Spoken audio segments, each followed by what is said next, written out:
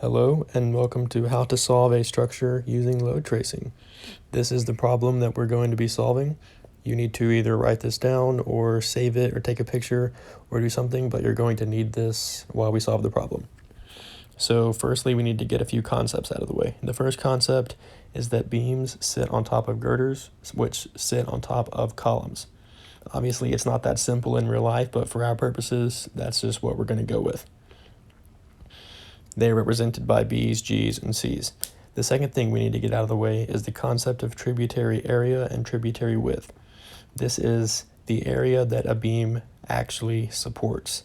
For example, B1 supports all the area between itself and halfway to B2, while B2 supports the area halfway between B1 and halfway between B3. So B2 supports twice as much as B1. This concept will be used in the first couple sections that we saw for all the beams. Thirdly, we need to understand the concept of the open area in the bottom right. This basically means that there is no roof, nothing above that area, so that B13, G6, and C9 essentially are only holding up their own weight. Now that these concepts are out of the way, we can go ahead and get to solving this problem. One last thing before we start, this is a voiceover of sped up footage of me solving the problem. I sped it up so that this entire thing wouldn't take 20 minutes. So if you need to pause at any moment, you can do that and look at what I'm writing. Here we go. So the first step is to establish our loads given to us in the problem. These are live and dead loads. And live loads are anything that move around or are not permanent, such as people. And dead loads are things that are heavy and permanent, such as large furniture and the building itself. And that's in pounds per square foot because it's uniform loads, and the self-weights of the beams and the girders, as you can see, are pounds per foot. That's because they are linear objects. They are not uniform over a square area. Now this is going to come out to a total where you add up the live and dead loads and get 105.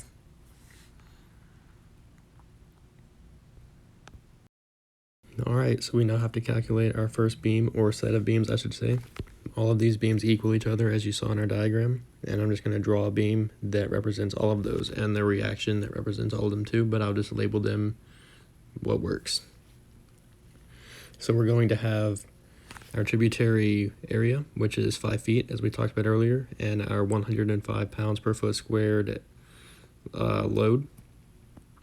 And that is how we're going to find our uniform load by multiplying them together. So our uniform load comes out to be 25 pounds per foot, and then we're going to have to add 15 pounds per foot to that because that's the self-weight of the beam. So our uniform load, or W, equals 540 pounds per foot. Now we have to get the reactions at G3 and G1. This is pretty simple. They equal each other since there's no other loads. So RG3 equals RG1 equals WL over 2. Now this is a cool little formula where it's just the length of the beam times the uniform load divided by 2, as you see WL over 2. So you just write down your values for W and L, L being the length of the beam, and then you divide it by 2. And you should get 5,400 pounds because feet cancel, and then that's over 2, so you're just going to get 2,700 pounds. All right, so on to our next beam or set of beams. These all equal each other again, and they are resting on columns this time, as you will see. So also these ones only have your tributary area of 2.5 feet. That will make these a little different. So we're going to have our 2.5 times 105, and that should end up getting to 62.5 pounds per foot. But we're going to need to add 15 pounds per foot to get 277. And then that means our total uniform load for these beams should be 277.5 pounds per foot. And we're going to have to solve for the reactions of these columns that they're on. And that's going to use the exact same equation as before. So we have RC1 equals RC4 equals WL over 2. And again, that's the tributary uniform load times the length of the beam, and that's divided by 2. So we have our uniform load written there, and our length written there, and then we divide it by 2, and then that gives you our answer in pounds.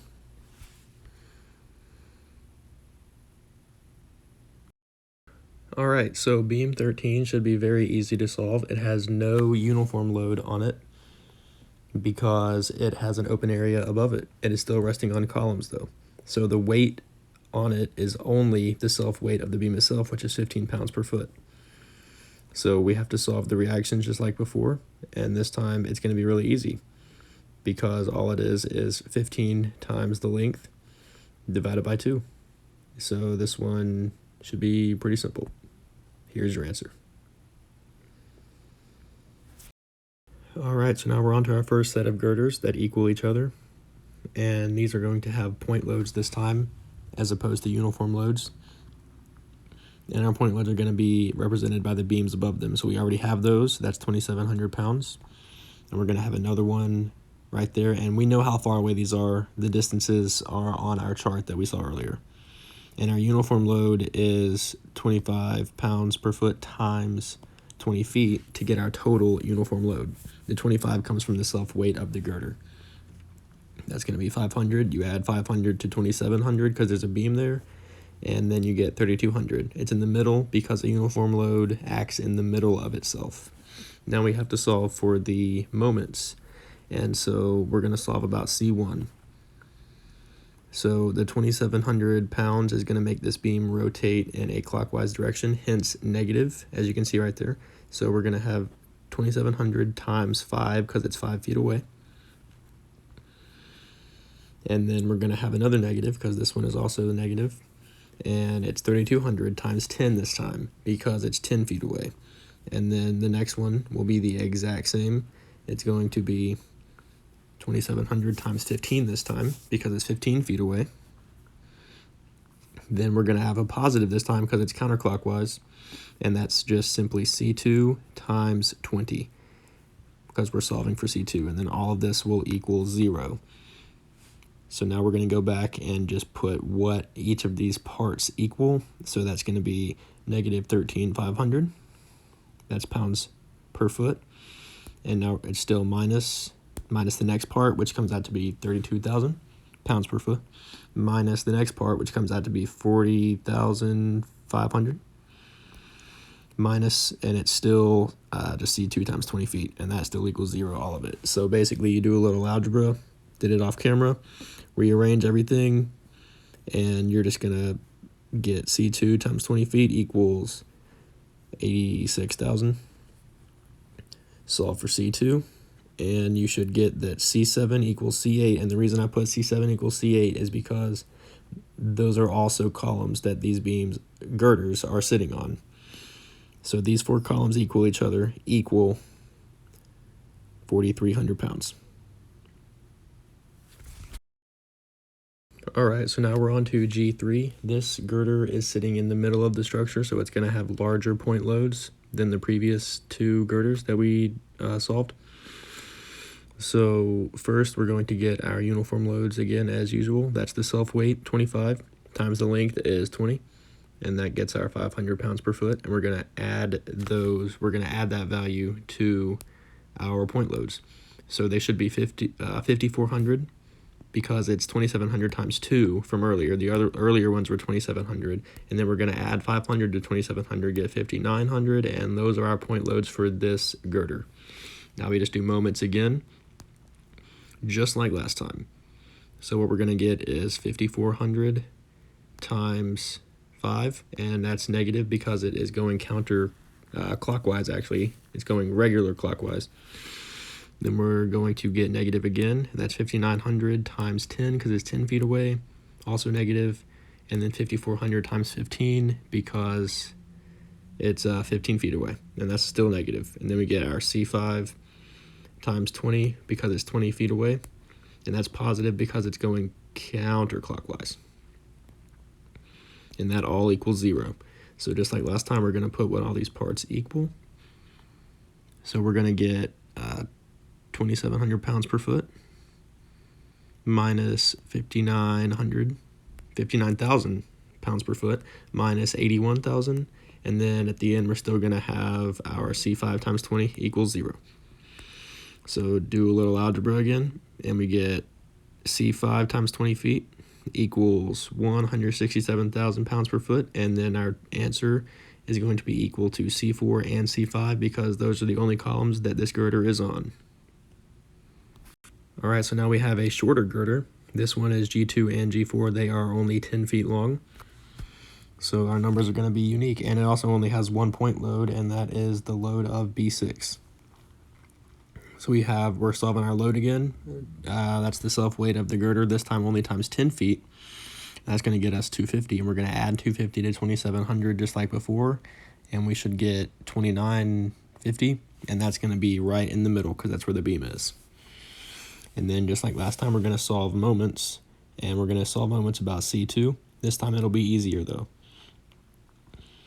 And the 2,950 is going to be providing a clockwise rotation about C2, which means negative.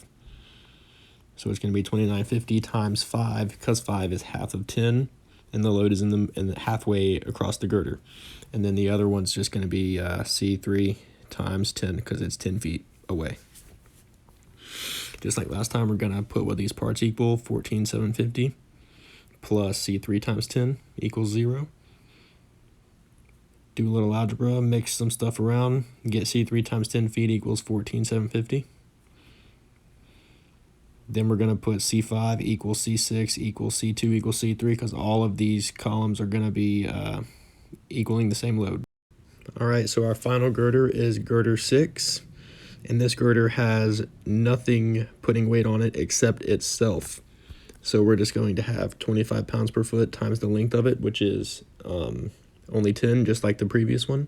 So it's going to be 250. And that is going to not even act as a point load, actually. So we're going to go back to the original way of solving, which is our reactions. So we have C8 equals C9 equals WL over 2, just like we did way in the beginning. And it's just going to be a simple little 25 times 10 divided by 2.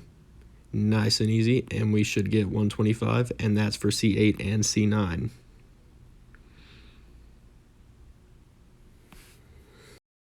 And so we've come to the end. We have a chart of every column in the structure and its reactions and all the loads that it is supporting after adding up all the loads we just solved. You can pause the video at any time to look at these closer.